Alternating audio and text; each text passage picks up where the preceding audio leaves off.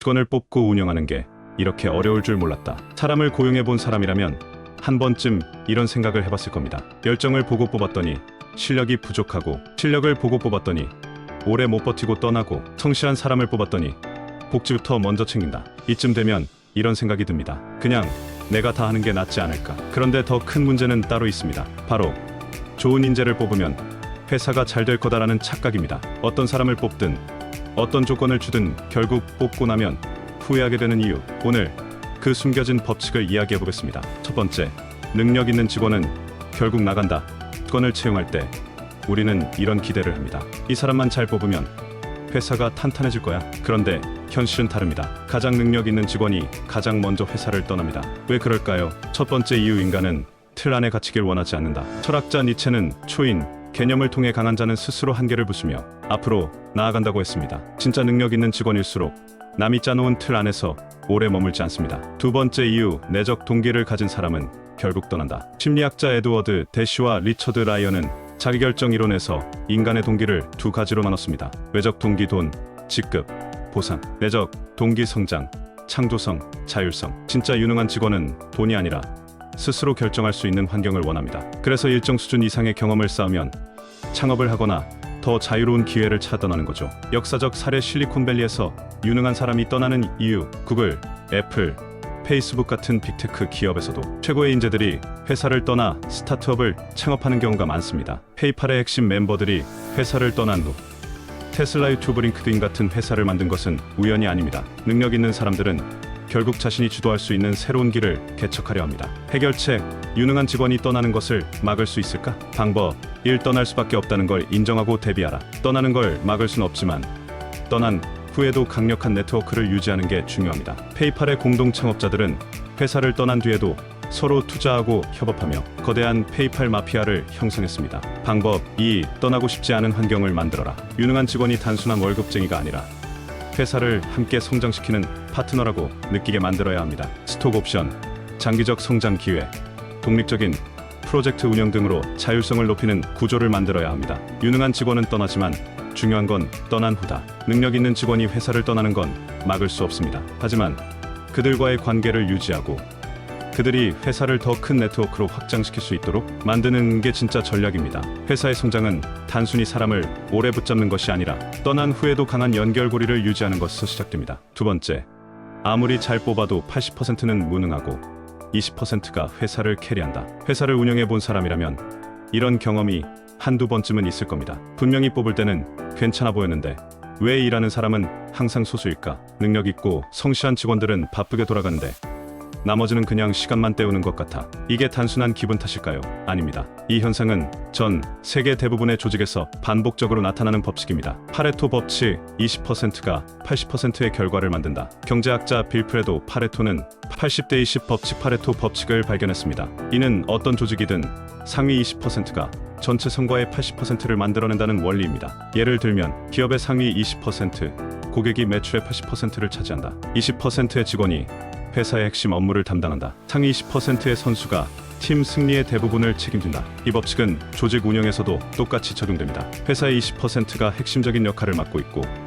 나머지 80%는 그냥 시스템 속에서 따라가는 경우가 많습니다. 실제 사례, 빅테크 기업에서도 적용되는 법칙. 구글과 마이크로소프트 같은 대기업에서도 소수의 탑 퍼포머가 대부분의 혁신적인 결과를 만들어낸다는 연구 결과가 있습니다. 구글 인사팀의 연구에 따르면 상위 5%의 개발자가 나머지 95%보다 더 많은 성과를 낸다고 합니다. 평균적인 직원은 조직을 유지하는 데 필요하지만 회사를 성장시키는 건 극소수의 인재라는 거죠. 조직에서 80%가 무능하게 보이는 이유, 아니, 그럼 80%의 직원들은 정말 쓸모없는 사람들인가? 그렇지는 않습니다. 문제는 개인의 능력이 아니라 조직의 구조에 있습니다. 이유의 심리적 안전망이 강하면 성과가 떨어진다. 행동경제학에서는 도덕적 해이라는 개념이 있습니다. 쉽게 말해 책임질 필요가 없는 환경에서는 사람이 더 나태해진다는 법칙입니다. 회사에서 성과와 관계없이 월급이 보장된다면 사람들은 필연적으로 덜 노력하게 됩니다. 그래서 성과급 시스템을 적용하는 기업들이 많지만 이것도 부작용이 있습니다. 성과급이 높아지면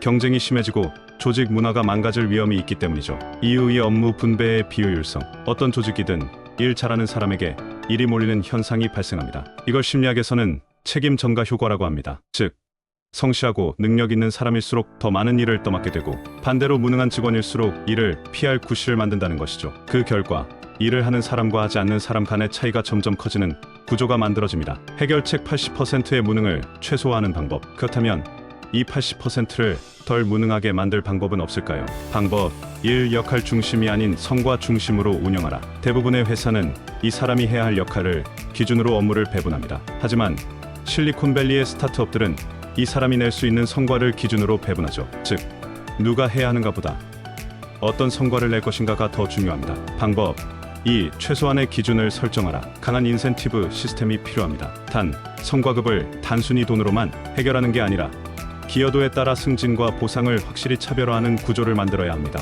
방법 3. 20%의 핵심 인재를 제대로 관리하라. 회사의 20%가 회사를 끌어가는 게 현실이라면 그 20%가 더 좋은 환경에서 일할 수 있도록 집중 투자하는 전략이 필요합니다. 애플이 A급 인재 1명이 B급 직원 10명보다 낫다고 강조하는 이유도 이 때문입니다. 80%가 따라오도록 만드는 것이 리더의 역할이다. 어떤 조직이든 80%의 직원이 그냥 따라가는 존재가 되는 건 필연적인 현상입니다. 하지만 그 80%가 무기력해지지 않도록 환경을 조성하는 것이 리더의 역할이죠. 회사를 성장시키는 사람은 20%의 핵심 인재다. 회사를 무너뜨리는 사람은 80%의 문제적 직원이다. 그렇다면 우리는 어떤 조직을 만들 것인가? 바로 여기에서 회사의 미래가 결정됩니다. 세 번째, 문제는 80% 중에서 성격 안 좋은 사람이 일도 안 하면서 복지를 챙기는 것. 조직에서 가장 골치 아픈 존재는 일을 못하는 사람도 능력 있는 사람도 아닙니다. 가장 위험한 존재는 일도 안 하면서 문제를 일으키는 사람입니다. 이들은 특징이 명확합니다. 실제 성과는 거의 없지만 회사에 오래 남아있다. 자신의 기여도는 없는데 복지와 혜택은 적극적으로 챙긴다. 회사에 대한 불만이 많으며 주변 동료들에게 부정적인 영향을 준다. 이런 직원이 한 명이라도 있으면 조직 전체의 사기가 떨어지고 유능한 직원이 먼저 지쳐서 떠나는 현상이 발생합니다. 그렇다면 왜 이런 사람들이 조직에서 살아남는 걸까요? 왜 무능한데도 복지를 챙기는 사람들이 조직에서 버틸 수 있을까? 1. 사회적 태만 효과. 다수 속에 숨어버린다. 심리학에서 사회적 태만 효과라는 개념이 있습니다. 쉽게 말해 집단이 커질수록 개인의 책임감이 줄어드는 현상이죠. 예를 들어 혼자 하는 일이라면 100%의 노력을 기울이지만 팀으로 하는 일이라면 자신의 기여도가 눈에 띄지 않기 때문에 50%만 노력하는 사람이 늘어납니다. 특히 조직이 커질수록 무임승차하는 직원들이 생길 확률이 높아집니다. 이들은 어차피 내가 조금 덜 해도 티가 나지 않는다는 심리로 회사를 이용하려 합니다. 2. 엔트로피 법칙. 조직은 가만히 두면 무너진다. 물리학의 엔트로피 법칙에 따르면 모든 시스템은 자연스럽게 무질서해지는 경향이 있습니다. 회사의 조직도 마찬가지입니다. 관리가 없으면 성실한 사람보다 편법을 쓰는 사람이 더 오래 살아남습니다. 따라서 아무리 좋은 조직도 규율과 기준이 없으면 점점 무너질 수밖에 없습니다. 3. 악성 직원은 제거하기 어렵다. 회사가 먼저 두려움을 갖는다. 리더 입장에서 문제가 되는 직원을 해고하는 것은 쉽지 않습니다. 왜냐하면 다음과 같은 이유로 인해 회사가 먼저 주저하게 되기 때문입니다. 해고 후 법적 분쟁이 발생할 가능성. 다른 직원들에게 부정적인 메시지를 줄 수 있음. 인력 충원과 교육 비용이 부담됨. 그 결과 회사는 문제 있는 직원을 그냥 두는 쪽을 선택하는 경우가 많습니다. 해결책. 일 안 하면서 복지만 챙기는 직원을 다루는 법. 그렇다면 이런 악성 직원을 줄이는 방법은 무엇일까요? 방법 1. 기여도 기반 보상 시스템을 도입하라. 복지를 무조건적인 혜택으로 제공하는 것이 아니라 성과와 기여도에 따라 차등 지급하는 방식을 도입해야 합니다.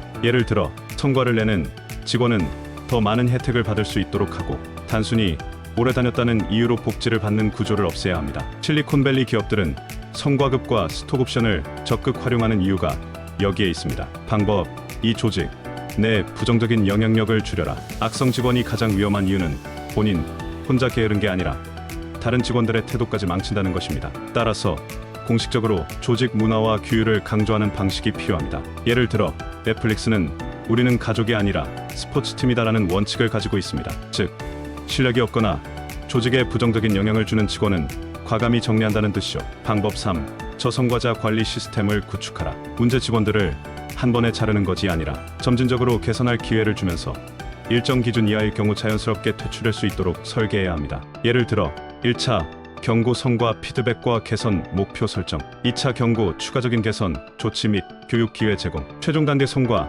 미달 시 계약 해지. 이런 방식으로 운영하면 불필요한 법적 분쟁 없이 자연스럽게 문제 직원을 정리할 수 있습니다. 회사의 복지는 권리가 아니라 기여도에 따라야 한다. 조직에서 가장 위험한 직원은 일을 못하는 사람이 아니라 일도 안 하면서 복지를 요구하는 사람이다. 이런 직원이 많아지면 조직 전체의 사기가 꺾이고 유능한 직원들이 먼저 회사를 떠난다. 결국 복지는 기여도와 연결될 때만 건강한 조직이 될 수 있다. 회사를 성장시키고 싶다면 이 직원이 조직에 실질적으로 기여하고 있는가?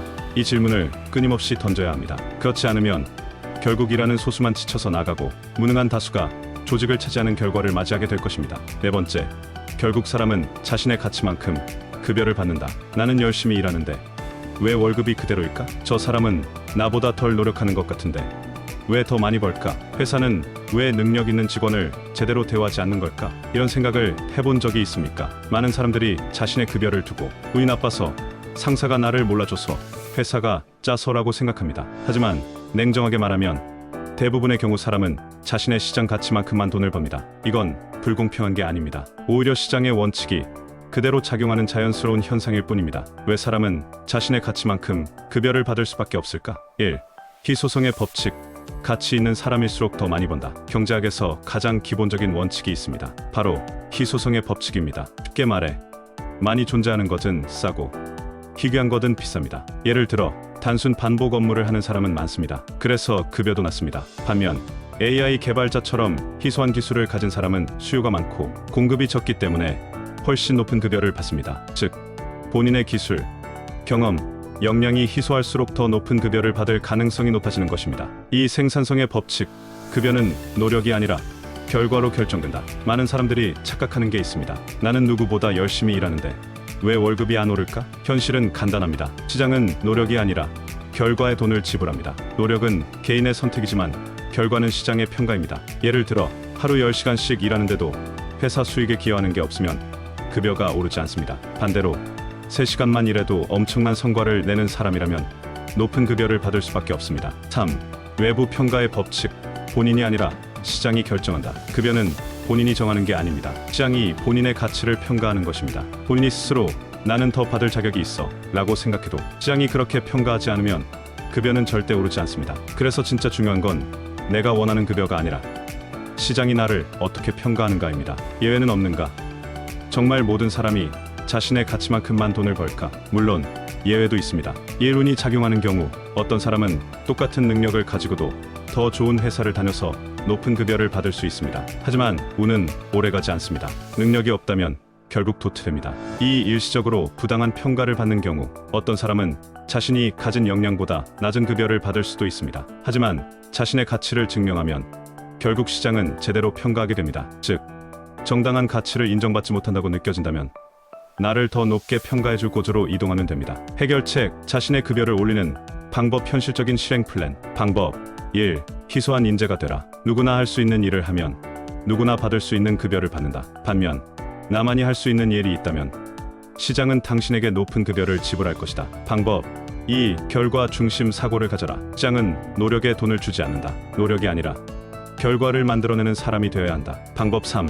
시장이 평가하는 나의 가치를 점검하라. 회사에서 나의 기여도가 어느 정도인지 객관적으로 평가해보라. 만약 내가 더 높은 가치를 인정받을 수 있다고 판단되면 더 나은 기회를 찾아 움직이면 된다. 제대로 대우받지 못한다고 느껴진다면 나가서 증명하면 된다. 대부분의 경우 사람은 자신의 가치만큼 돈을 받는다. 만약 지금 급여가 만족스럽지 않다면 자신의 시장 가치를 높이는 것이 유일한 해결책이다. 그리고 정당한 평가를 받지 못한다고 생각된다면 나를 더 높게 평가하는 시장으로 이동하면 된다. 세상은 공평하지 않지만 시장은 냉정하게 돌아갑니다. 자신의 가치를 제대로 평가받고 싶다면 결국 스스로 증명하는 수밖에 없습니다. 사람을 뽑고 운영하는 일, 생각보다 훨씬 더 어렵습니다. 능력 있는 직원은 결국 나갑니다. 아무리 잘 뽑아도 80%는 따라가기만 합니다. 성격 안 좋은 사람일수록 일을 안 하면서 복지를 챙깁니다. 그리고 결국 사람은 자신의 가치만큼만 급여를 받습니다. 이게 냉정한 현실입니다. 하지만 이 현실을 아는 사람과 모르는 사람의 차이는 엄청납니다. 능력 있는 직원이 떠날 걸 두려워할 게 아니라 떠난 후에도 네트워크를 유지하는 법을 배워야 합니다. 80%의 무능을 한탄할 게 아니라 그 20%의 핵심 인재를 더 잘 활용하는 법을 찾아야 합니다. 성격 안 좋은 직원에게 휘둘릴 게 아니라 기여한 만큼 받는 구조를 만드는 것이 중요합니다. 그리고 만약 스스로 정당한 대우를 받지 못하고 있다고 생각한다면 나가서 당신의 가치를 증명하면 됩니다. 결국 조직의 성패는 사람을 어떻게 다루느냐에 달려 있습니다. 회사를 운영하는 사람이든 직장인이든 이 원리를 제대로 이해해야 합니다. 그렇다면 여러분은 지금 어디에 서 있습니까? 주권들을 운영하는 입장이라면 어떤 전략을 쓰고 있습니까? 직장인이라면 지금 받고 있는 급여가 당신의 진짜 가치라고 생각하십니까? 이제 여러분의 생각을 듣고 싶습니다. 여러분은 사람을 고용하는 딜레마를 어떻게 해결하고 계신가요? 지금까지 이야기한 4가지 법칙 중에서 가장 공감되는 내용은 무엇인가요? 댓글로 여러분의 의견을 남겨주세요. 그리고 이 영상이 유익했다면 구독과 좋아요도 잊지 마세요. 이제 선택은 여러분에게 달려 있습니다.